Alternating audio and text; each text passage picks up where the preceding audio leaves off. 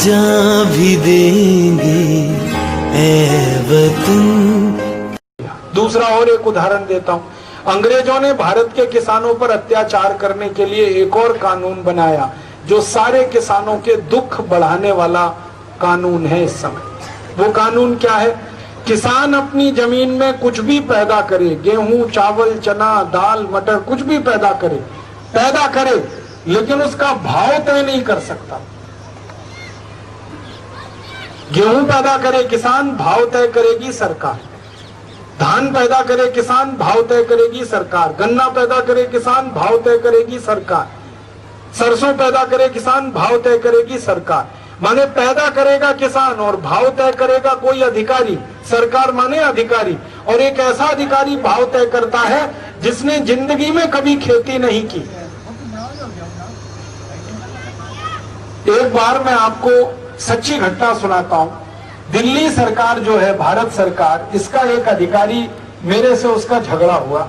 वो सेक्रेटरी स्तर का अधिकारी, सेक्रेटरी माने सीनियर आईएएस अधिकारी, और वो गेहूं का भाव तय, कृषि उत्पाद का भाव तय करने वाला जो सरकार का आयोग है उसका वो सेक्रेटरी, कृषि मूल्य लागत आयोग उसको कहते हैं, उसका सेक्रेटरी। मेरा उसका झगड़ा हुआ।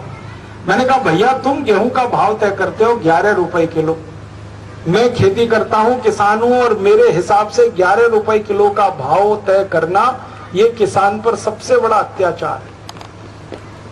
तो उसने कहा कैसा अत्याचार है?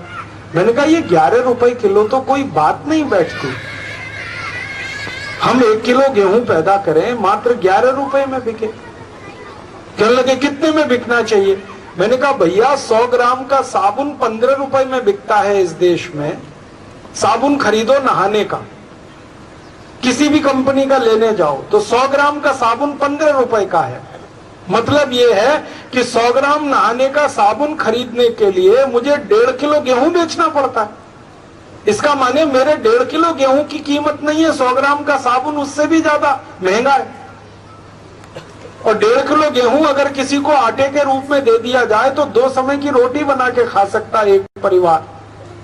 उतने में एक 100 ग्राम का साबुन मिलता है। तुमको नहीं समझ में आता ये अत्याचार हो रहा है? कहने लगा हाँ बात तो सही है आपकी। मैंने कहा फिर ये तय क्यों करता भाई तू 11 रुपए किलो का गेहूं? तो कहने लगा आप बताओ। मैंने कहा 50 रुपए किलो होना चाहिए गेहूं का भाव। तो उसके समझ में नहीं आई, बात समझ में नहीं आई। कहने लगा वो कैसे? मैंने कहा पहले तू समझा भाई, तेरा 11 रुपए किलो कैसे, फिर मैं समझाता हूँ मेरा 50 रुपए किलो कैसे। तो उसने कहा देखो राजीव भाई, 11 रुपए किलो गेहूं का भाव तय करने के लिए मैं क्या हिसाब निकालता हूँ। मैंने कहा बता। तो उसने कहा किसान को यूरिया लगता है, डीएपी लगता है, सुपर फॉस्फेट लगता है। 1 किलो गेहूं के लिए जितना यूरिया डीएपी लगता है उसका भाव जोड़ता हूँ। फिर 1 किलो गेहूं के लिए जितना पानी लगता है उसका भाव जोड़ता हूँ। और पानी लगाने के लिए डीजल लगता है या तो बिजली लगती है तो डीजल और बिजली का भाव जोड़ता हूँ। फिर उस 1 किलो गेहूं को पैदा करने के लिए निराई गुड़ाई लगती है, उसका कुछ मेहनत लगती है, उसको जोड़ता हूँ। ऐसे उसने समझाना शुरू किया। तो मैंने कहा भैया मुझे एक बात समझाओ कि 1 किलो गेहूं में कितना यूरिया लगेगा, ये कैसे निकालते हो? भाई आप यूरिया का हिसाब तो किलो से जोड़ते हो ना, तो यूरिया कैसे निकालते हो? तो उसने मुझे समझाया। कहने लगा भारत के किसान जो कुल यूरिया डालते हैं ना खेतों में, उसका औसत निकालते हैं। मतलब समझते हैं? मैं अगर खराब खेती में गेहूं बोता हूं, खराब खेती माने जहां की जमीन बिल्कुल बेकार है, तो वहां गेहूं करना है तो ज्यादा यूरिया डीएपी लगेगा, और अच्छी जमीन पे गेहूं करना है तो कम लगेगा। तो कोई बहुत खराब खेती में यूरिया कर रहा है, कोई बहुत अच्छी खेती में यूरिया कर रहा है। किसी को 10 किलो यूरिया लग रहा है, किसी को 50 किलो यूरिया लग रहा है, किसी को 90 किलो यूरिया लग रहा है। तो ये सरकार क्या करती है, किसानों का जितना यूरिया लगा उसका औसत निकालती है। मैंने 10 किलो यूरिया लगाया, आपने 40 किलो लगाया, 10 और 40 को जोड़ दिया 50 हो गया ना, उसमें 2 का भाग देंगे तो 25 किलो का भाव जोड़ेंगे वो। तो जिसने 40 किलो यूरिया लगा दिया उसको 25 किलो यूरिया का ही भाव मिलेगा। ये अत्याचार है कि नहीं? कहने लगा हाँ है तो सही। तो मैंने कहा इस फॉर्मूले को बदलता क्यों नहीं? कहने लगा ये फॉर्मूला अंग्रेजों के जमाने का है। तो मैंने कहा मर गए अंग्रेज, चले गए इस देश में से, अब तो बदल दे भाई। कहने लगा जी ये फॉर्मूला बदलने के लिए कानून बदलना पड़ेगा। मैंने कहा कानून बदल ले, संसद है उसके लिए। कहने लगा जी कोई किसान को प्रधानमंत्री बनाना पड़ेगा तभी बदलेगा, ये ऐसे नहीं बदलता।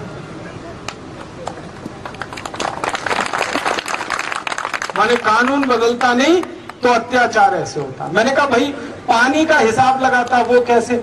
मान लो कोई खेत में पानी है 50 फीट की बोरिंग पे, किसी खेत में पानी है 100 फीट की बोरिंग पे, और कोई कोई खेत में पानी है 300 फीट की बोरिंग पे। तो तीनों जगह पानी का खर्चा अलग आएगा कि नहीं? वो तीनों जगह का एवरेज निकालेंगे, औसत निकालेंगे। तो जो ज्यादा नीचे से पानी निकालेगा किसान, वो तो मर गया, उसको तो भाव ही नहीं मिलेगा। फिर और एक बात उसने कही, मैंने कहा भैया ये गेहूं जो पैदा होता है इसमें मेहनत लगती है किसान की, वो क्या भाव लगाते हैं? तो कहने लगे किसान मेहनत तो वैसे 365 दिन करता है खेत में, लेकिन हम उसकी मेहनत का भाव जोड़ते हैं 140 दिन का बस। अब देखो कैसे अत्याचार हो रहा है किसानों पे। मेहनत करेगा किसान 365 दिन खेत में, गेहूं करेगा, सरसों करेगा, धान करेगा, गन्ना करेगा, कुछ भी करेगा, खेत तो खाली नहीं रहता। तीसरी आई तीसरी लगती है, किसान साल भर मेहनत करता है, लेकिन सरकार जब भाव जोड़ती है किसी वस्तु का तो मेहनत 140 दिन की ही गिनती है किसानों की, 365 दिन की मेहनत नहीं गिनती सरकार।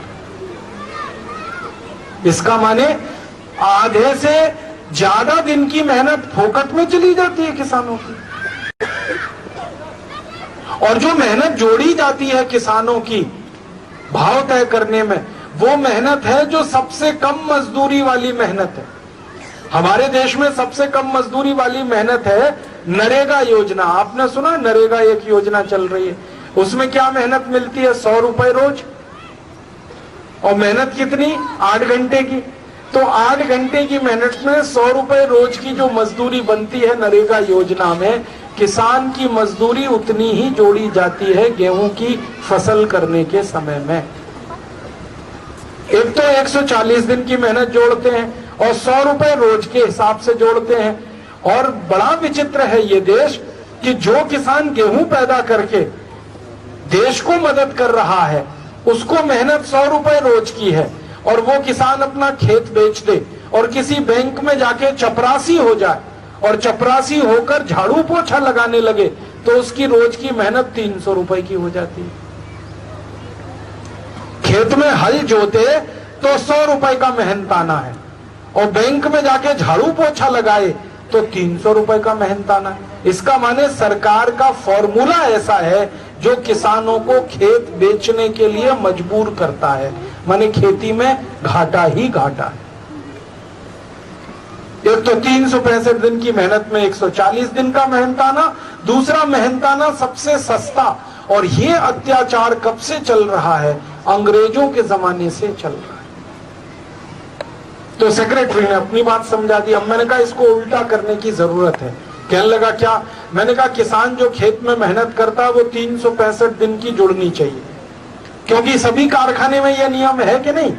हर कारखाने में मजदूर जो मजदूरी कर रहा है उसको 365 दिन के हिसाब से भुगतान होता है कि नहीं होता? सारे सरकारी कर्मचारियों को 365 दिन के हिसाब से भुगतान होता है कि नहीं होता? ये हमारे योग शिक्षक टीचर हैं, इनसे पूछ लो, इनकी सारी तनख्वाह 365 दिन के हिसाब से इनको मिलती है। तो किसान को 365 दिन के हिसाब से क्यों नहीं? उसको 140 दिन का क्यों मिलना चाहिए? और हमारे तो सरकारी कर्मचारी 365 दिन में कम से कम 100 दिन की छुट्टियों का मजा मारते हैं, फिर भी उनको तनख्वाह मिलती है। तो किसान को क्यों नहीं मिलनी चाहिए 365 दिन की तनख्वाह? अब जिस सेक्रेटरी से मेरा झगड़ा हो रहा था, मैंने कहा भैया तुझे एक दिन की मेहनत कितनी मिलती है? उसने कहा मुझे तो एक दिन की 3000 रुपए मिलती है।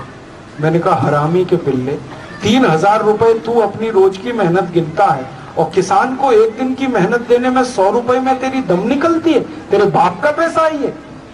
तेरे घर से जा रहा है क्या ये? तूने कहा साहब मैं क्या करूं, कानून ऐसा है, नियम ऐसा। मैंने कहा कानून को आग लगा दो। तो उसने कहा आप जिस दिन किसानों की भीड़ इकट्ठी करके दिल्ली ले आएंगे उसी दिन आग लगा देना आप इस कानून में। हमारी ऐसे अत्याचारी कानून है हमारे किसान। और जब मैंने किसान की मेहनत को जोड़ा बैंक के कर्मचारी की मेहनत के हिसाब से, जो रोज 300 रुपए पाता है, और किसान की मेहनत 365 दिन की जोड़ी मैंने, और एवरेज वाला फॉर्मूला निकाल के मैंने हिसाब लगाया, तो गेहूं का 1 किलो का मूल्य 50 रुपए आता है,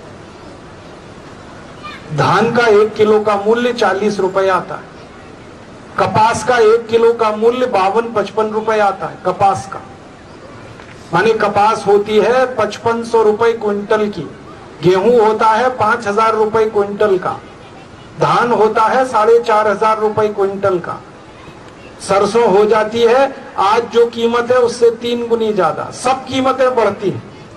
तो सेक्रेटरी कहने लगा आपके हिसाब से अगर किसानों को कीमत देने लगे तब तो किसान करोड़पति हो जाएंगे। मैंने कहा उन्हीं को करोड़पति बनाना है, तभी देश करोड़पति होगा।